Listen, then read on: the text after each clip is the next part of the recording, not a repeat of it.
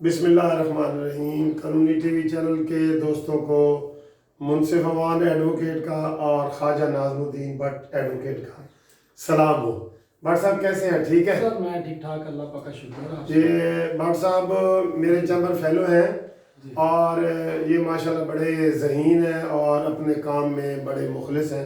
جی سر۔ تو بٹ صاحب آج ہم ایک بات کرنے لگے ہیں اللیگل ڈسپوزیشن ایکٹ جی سر 2005 میں۔ جی جی سر۔ دوستو آپ کو میں بتاؤں کہ پرویز مشرف نے جتنے کام کیے ہیں نا، اس میں سے ہمیں تو ان کا کوئی کام اچھا نہیں ہے سوائے ایک کام کے۔ ایک کام اس نے بڑا اچھا کیا ہے کہ اس نے یہ ایکٹ پاس کروایا ہے، اللیگل ڈسپوزیشن ایکٹ 2005۔ یہ بڑی زبردست چیز ہے۔ تو یہ ہم اپنے ویورز کو بتاتے ہیں کہ جن کے گھروں پہ، مکانوں پہ، دکانوں پہ، جی سر، یعنی کہ پراپرٹی پہ بالکل ٹھیک، اگر ناجائز قبضہ ہو جاتا ہے جی جی، تو ان کے لیے ایک کیا دارو ہے، کیا دوا ہے، کیا علاج ہے۔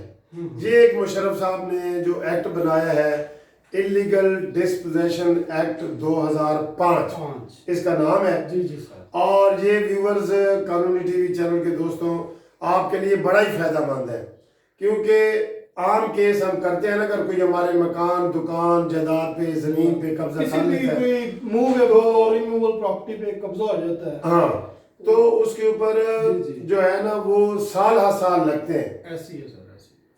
تو مشرف صاحب نے یہ قانون بنا دیا جی سر، کہ جو بھی کسی کی پراپرٹی پہ قبضہ کرے گا تو وہ بندہ استغاثہ کر کے تو سپیڈی ریمیڈی لے سکتا ہے۔ سمری ٹرائل ہے یہ، سمری ٹرائل، سپیڈی ریمیڈی، یعنی کہ 2 مہینے کے اندر اندر اس کا فیصلہ ہو جائے گا۔ تو آپ بتائیں کہ یہ کتنا اچھا قانون ہے۔ بہت اچھا قانون۔ اور اس کے اوپر بڑی اچھی سپریم کورٹ کی اتھارٹی آ گئی ہیں۔ تو اب اگر کسی کا، یہ ہم آپ کو تفصیل بتا رہے ہیں کہ اگر کسی کا مکان، دکان، جائیداد پہ قبضہ ہو جاتا ہے غیر قانونی طور پہ، یہ ذہن میں رکھیں، اگر کوئی آپ کا کرایہ دار ہے تو وہ غیر قانونی نہیں ہے۔ بالکل ٹھیک۔ بے کرایہ دار کے طور پہ آیا ہے تو بعد میں وہ کرایہ دینے سے انکاری ہو گیا تو وہ غیر قانونی نہیں ہے، ٹھیک ہے۔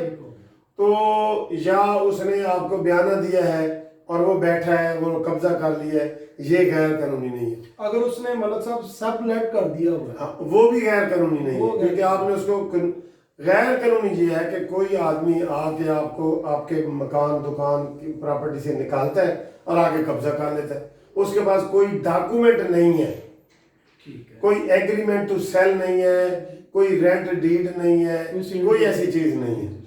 تو دوستو اس کے لیے یہ ہے کہ یہ ایک جو ایکٹ بنا ہے نا، اس کی ٹوٹل 9 سیکشن ہے۔